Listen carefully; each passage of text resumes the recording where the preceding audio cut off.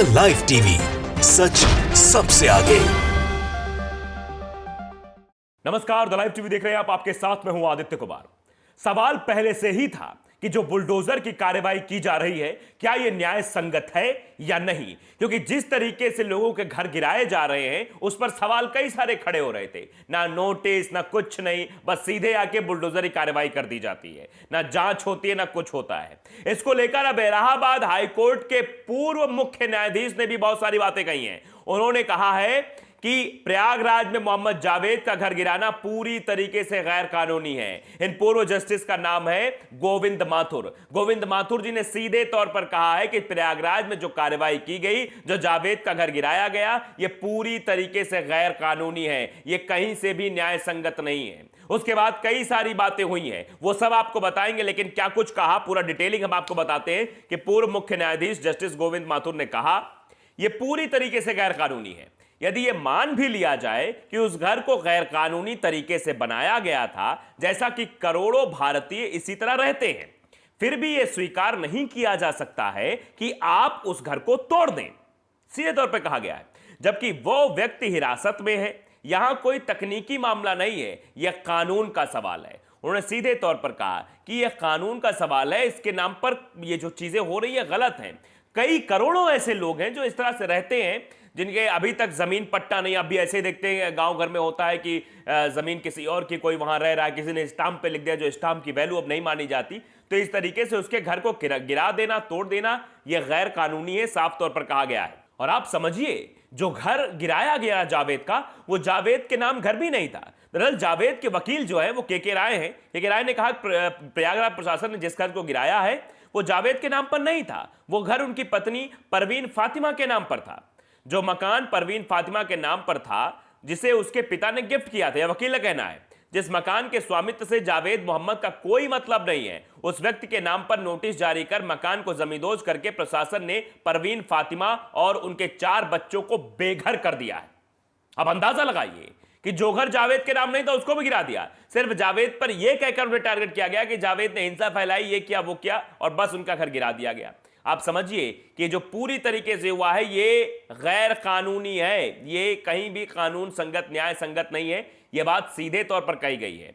और यह भी कहा गया है कि यदि कोई घर नक्शे के विपरीत बना है तो क्या जो विपरीत भाग है वही तोड़ा सकता है, या पूरा घर ही तोड़ लिया जाएगा। अब यह भी कहा गया कि अगर जो नक्शा पास हुआ, कहा जा रहा है उस नक्शे के हिसाब से घर नहीं बना, तो उस एरिया को, जो एरिया मतलब कहा जा रहा है कि नक्शे से बाहर होकर बना है, उसको गिराइए। क्या पूरा घर इसके एवज में गिरा दिया जाएगा? क्या पूरे घर पे बुलडोजर चला दिया जाएगा? यह भी अपने आप में बड़ा सवाल खड़ा हो गया है। आप देखिए, सुप्रीम कोर्ट ने 1985 में ओल्गा टेलिस बॉम्बे नगर निगम के मामले में ऐतिहासिक फैसला सुनाते हुए कहा था कि संविधान के अनुच्छेद 21 के तहत केवल जमीन के अधिकार की ही नहीं बल्कि गरिमामय जीवन, आवास और आजीविका की भी गारंटी दी गई है।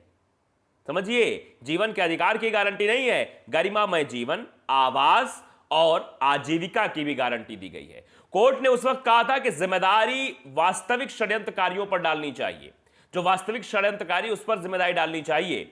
संपत्तियों को वे नुकसान की कीमत से दोगुनी कीमत दोषियों से वसूली जानी चाहिए। इसका मतलब यह नहीं कि आप उनकी संपत्ति गिरा दोगे, घर ही गिरा दोगे, यह भी साफ तौर पर बात कही गई है। सुप्रीम कोर्ट ने कहीं भी बुलडोजर से मकान गिराए जाने का आदेश नहीं दिया है और ना ही इसे न्याय संगत माना है। यानी बुलडोजर से किसी घर को नेस्तनाबूद कर दिया जाए, इसको भी कोर्ट पूरी तरीके से न्याय संगत नहीं मानता है, यह न्याय संगत नहीं है। कोर्ट ने केवल जिम्मेदारों से संपत्ति के हुए नुकसान की 2 गुनी वसूली करने के आदेश दिए हैं। यहां तक कि संपत्ति के अधिग्रहण को भी कोर्ट ने उचित नहीं माना है। इसका सीधा सीधा मतलब है कि सुप्रीम कोर्ट ने कहा है कि बुलडोजर नहीं चलना चाहिए, बुलडोजर न्याय संगत नहीं है। जो नुकसान हुआ है, जो सरकारी नुकसान हुआ है, उसकी कीमत आप 2 गुनी कीमत उनसे वसूल सकते हैं, लेकिन इसका मतलब यह नहीं कि आप उनके घर को गिरा दीजिए। इसका मतलब यह भी नहीं कि उनके घर पे ताला लगा दीजिए, उनके घर पे अधिग्रहण कर लीजिए, यह भी गलत है।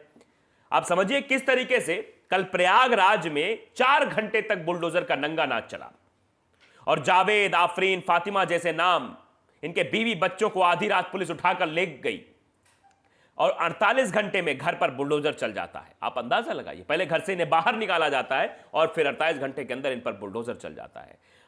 ना नोटिस, ना सुनवाई, सारे भाग भगवाई लहालोट है, सब ट्वीट पे ट्वीट कर रहे हैं, देखो कार्रवाई हो रही है, बाबा का बुलडोजर चल रहा है, फलाना ढिमकाना हो रहा है। आप अंदाजा लगा सकते हैं किस तरीके से 48 घंटे में कार्रवाई हो गई। भाई दूसरी तरफ नुपुर शर्मा, नवीन कुमार जिंदल पर कार्रवाई हुई क्या?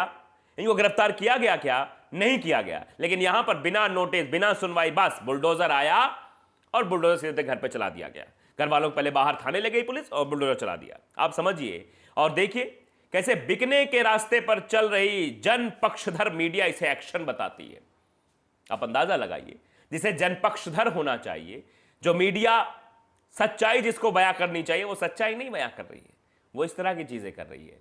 वो सरकार को बता रही, सरकार का बड़ा एक्शन देखने को मिला है, ये बुलडोजर चल रहा है, ये देखिए पोस्टर घर से निकला है, ये चीजें हो रही है, इस तरह की रिपोर्टिंग की जा रही है। आप अंदाजा लगा सकते हैं। गोदी मीडिया चुप है और समाज क्या कह रहा है? इसे पत्थरबाजी का बदला बता रहा है। क्यों बता रहा है? क्योंकि उसी तरह पेश किया जा रहा है। अंधभक्त उसी तरह से ट्वीट कर रहे हैं, बीजेपी के नेता उसी तरह से रिएक्शन दे रहे हैं, गोदी मीडिया वैसे ही दिखा रहा है। और गोदी मीडिया यह नहीं दिखा रहा है कि यह न्याय संगत नहीं है। बुलडोजर चलाना, किसी की जमीन पर अधिग्रहण कर लेना, यह बिल्कुल सही नहीं है। तमाम संवैधानिक अर्ध न्यायिक संस्थाओं का भगवाकरण हो चुका है।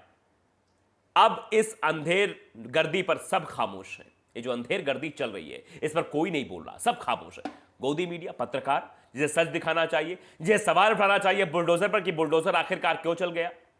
जब घर उनके अगर जावेद के नाम जो है निकाला था, जावेद के घर गिरा, तो घर कैसे गिरा दिया गया। और यह बताया गया कि अगर घर चलिए जो है, अगर कहा जा रहा अवैध निर्माण है, तो उस हिस्से को गिराते ना, जो नक्शे के हिसाब से नहीं बना, पूरा घर कैसे गिरा दिया गया। यह भी बड़ा सवाल है। और फिर सवाल यह भी है कि अभी जांच पूरी नहीं हुई है, यह सिद्ध नहीं हो पाया है, उसके बाद भी बुलडोजर चल गया जाके। और भी कार्रवाइयां हो सकती थी, और भी चीजें हो सकती थी, लेकिन नहीं, सब चुप है। पत्रकार चुप है और कुछ संस्थाएं हैं जो संवैधानिक है, अर्ध न्यायिक संस्थाओं का सबका भगवाकरण हो चुका है।